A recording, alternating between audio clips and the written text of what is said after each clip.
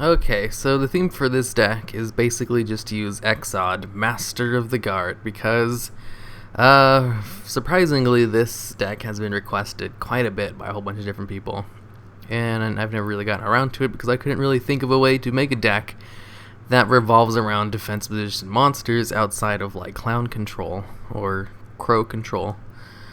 Because those decks aren't really that great either, but they're a lot better than this one. So I thought maybe I could use my a variation of No Fun Valley and just throw those cards in, and it was terrible. So I kind of focused more on the Necro Valley stuff because those actually have some really good flip effects. I wanted to use cards that were Earth type and that could flip themselves back down and back up. That way I could actually activate Exxod Master of the Guard's effect, where you can inflict 1,000 points of damage to your opponent every time a Earth type monster is flip summoned. But you want to see all the good normal, Earth type monsters that can flip themselves back down and back up. It's Guardian Sphinx, Golem Sentry, Des Locuta, and Medusa Worm. That's it. There are no other ones.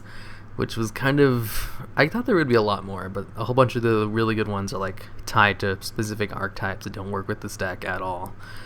So I had a really hard time with this one. I ended up, it worked decently, okay-ish, but it's still not that great. This is just like a really weird archetype that I get what it's trying to do, like defense position monsters. Yeah, and flipping them back up and back down, but that's it. There's no game state. I guess it requires stalling out your opponent, but it doesn't really have good cards to stall out your opponent with.